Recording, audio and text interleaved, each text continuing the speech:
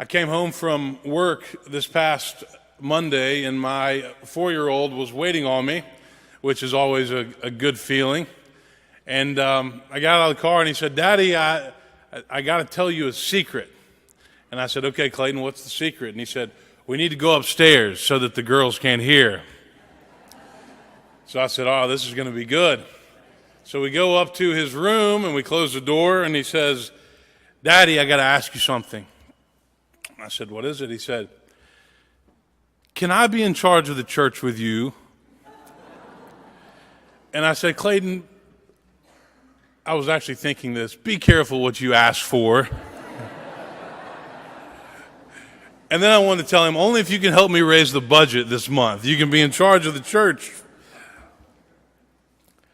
There's a story told about a guy that went to church with his family, and on the way home, he was complaining about everything. He said the music was too loud, the sermon was too long, the announcements were unclear, the building was hot, the people were unfriendly, and he went on and on and on complaining about the experience at church. But finally, his observant son piped up and said, "But Dad, you've got to admit that was a pretty good show for only $2.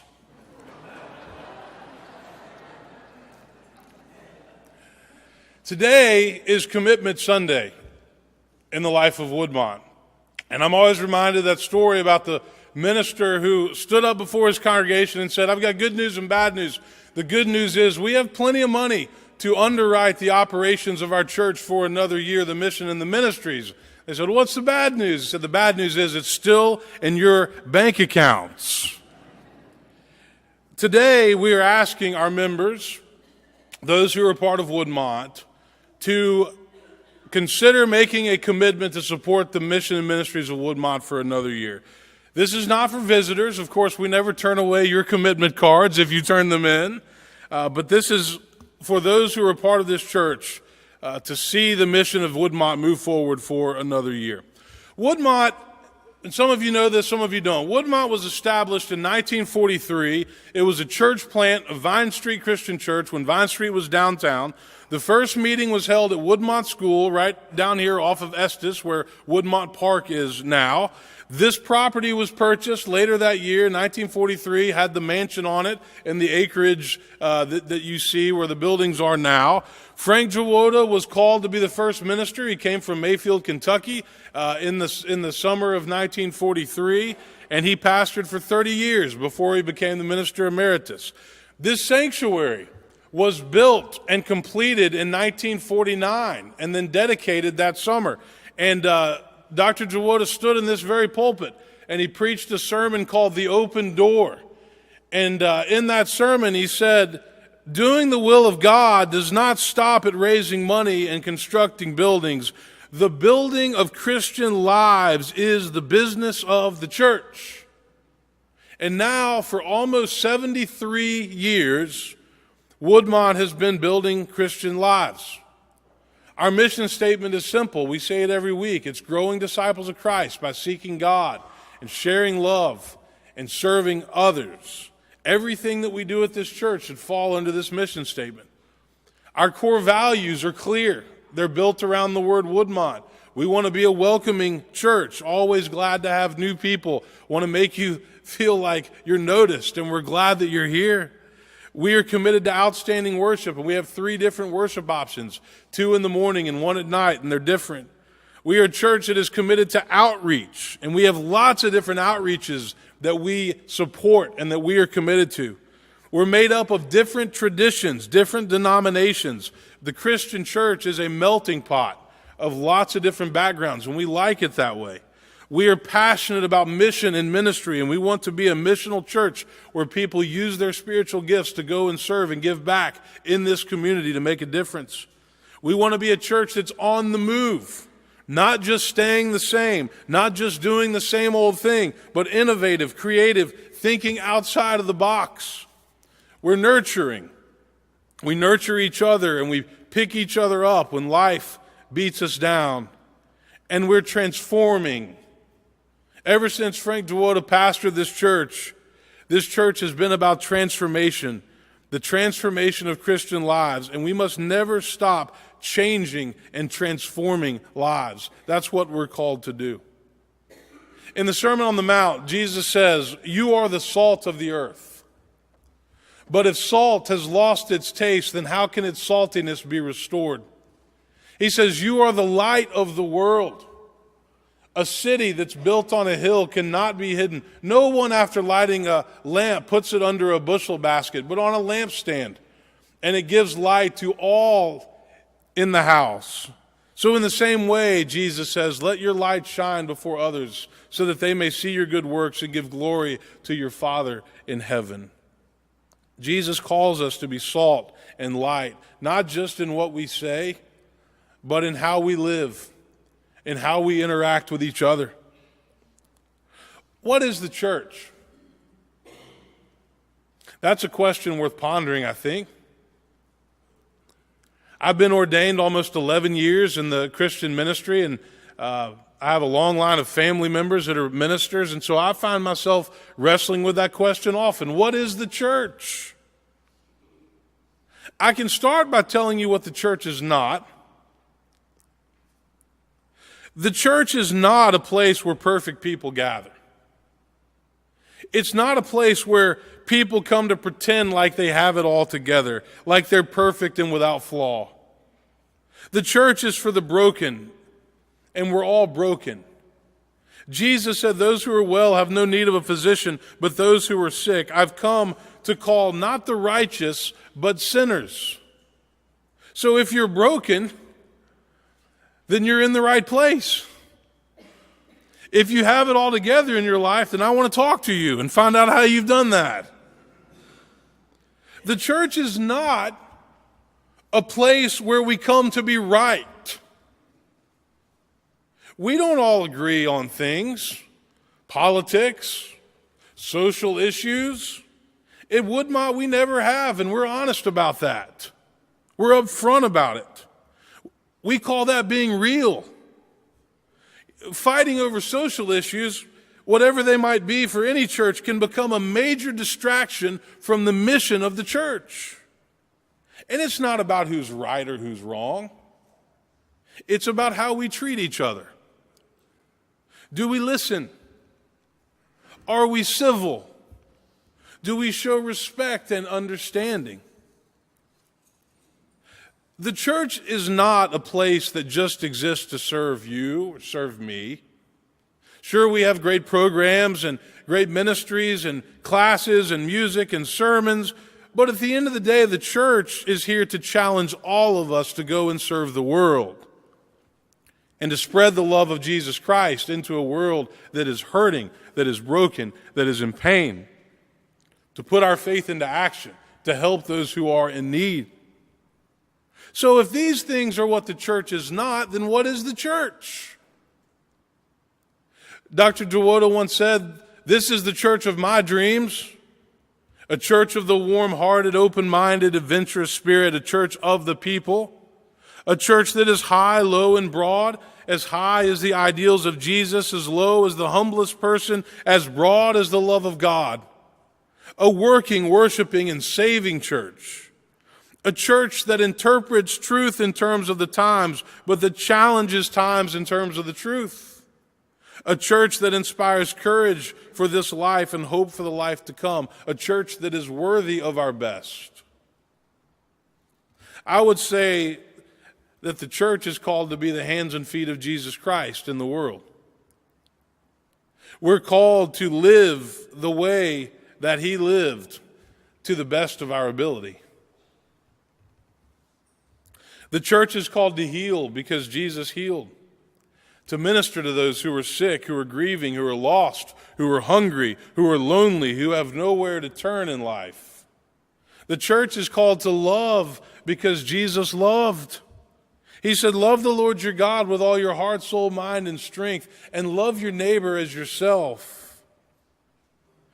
Even if you don't agree with them, even if they've hurt you, even if they've made you angry, do unto others as you would have them do unto you. That's not a bad way to live your life. The church is called to give comfort and hope because the world is a scary place and life is hard. Fear is everywhere. So is anxiety. But Jesus says, don't worry about your life. Don't worry about tomorrow. Today's trouble is enough for today. How true that is. The church is called to build bridges and to create peace because that's what Jesus did. The night before he was crucified, he prayed that all would be one so that the world might believe. We need more peace in this world. We need more peace in our relationships. In a world that constantly divides us and pits us against each other, the church is called to unite. And that's what we do at this table every week. There's enough division, there's enough hostility, there's enough resentment in our world. The church is called to be the opposite of that. The bottom line is the church is called to change lives and to change hearts. Changing lives is our business, and Woodmont changes lives every single day. Where do we see it? I see it in the faces of the preschoolers who come here for school every day to learn. I see it in the eyes of the children in Guatemala when we build their family a house so they don't have to live in a mud hut anymore. I see it in the people of Morgan Scott when we send a team to help with whatever it is that they need in those poor counties where they live in abject poverty. I see it on the food project truck when the hungry are fed a healthy meal. I see it in the hospital rooms when somebody is about to have surgery and a minister comes in to pray with them. I see it in the faces of our youth who are in a very difficult time in their lives and they need guidance and they need direction. I see it in people that show up for divorce care after their foundation has been ripped out from under them and they're trying to get their lives back together and move forward and they're scared to death and they're given hope. I see it in AA and Al-Anon. I see it in the lifelong friendships that are developed in this church through small groups and through classes and fellowship dinners. I see it in worship when a solo or a musical piece moves somebody to tears and you know that there's been a connection made. I see it in the outpouring of love that comes when somebody loses a spouse or when they find out that their spouse has been diagnosed with a terminal illness and they don't think they can make it on their own. I see it in the gratitude that comes when somebody who can't pay their bills gets a little bit of help from their church, which helps them to get by at a particular time in their lives. Lives are changed on a regular basis, inside and outside of these walls. God is at work in ways that we can never even begin to comprehend. Christ can transform hearts, and he does. And this community is essential in making that happen. Last Sunday, I lifted up the book that Jonathan Haidt wrote called The Happiness Hypothesis, where he raises that question: why do some people live lives full of zest and commitment and meaning, but others feel as though their lives are empty and pointless? Why do some people live lives that are full of zest and commitment and meaning, but other people feel as though their lives are empty or pointless? Have you ever pondered that question? Do you think about that? He explores the different theories of happiness. He says happiness, some people think, comes from getting and achieving, but it's always short-lived. Happiness comes from within. It's a decision you make to detach yourself from the outside world. The problem is we're social creatures. But lastly, he says happiness comes from between. Getting relationships right. With our family, with our spouse, with our friends, at work. And this happens in the church. Happiness and meaning comes from between. It comes in community. I've been reading another book by Andy Stanley, minister in Atlanta. The book is called Enemies of the Heart. And he says that we have to pay attention to the condition of our hearts. And he says there's 4 things, at least that he identifies, that are enemies of the heart. And I'm going to spend the month of May talking about what I'm going to call matters of the heart. But he names these things. He says, watch out for these things: guilt, feeling bad about something we've done in the past, anger, being mad at others for something that they've done to us. He says anger basically boils down to not getting what you want. Greed, keeping all that we have to ourselves, usually out of fear that we won't have enough. And jealousy and envy, wanting what others have that we don't. He calls those enemies of the heart. And we all wrestle with those things. These are the things that work in direct contrast to the spiritual life. And yet these are the things that we all struggle with on a regular basis because we are human. We have to pay attention to the condition of our heart because it matters. I invite you again this year to join with me in supporting this church. Generosity is part of what we do as Christians. It's what we're called to do. So let's work together to keep changing lives inside and outside of these walls, to keep serving and to keep transforming, knowing that it's up to you and it's up to me to make this place, this community work. None of us can do it alone. We do it together.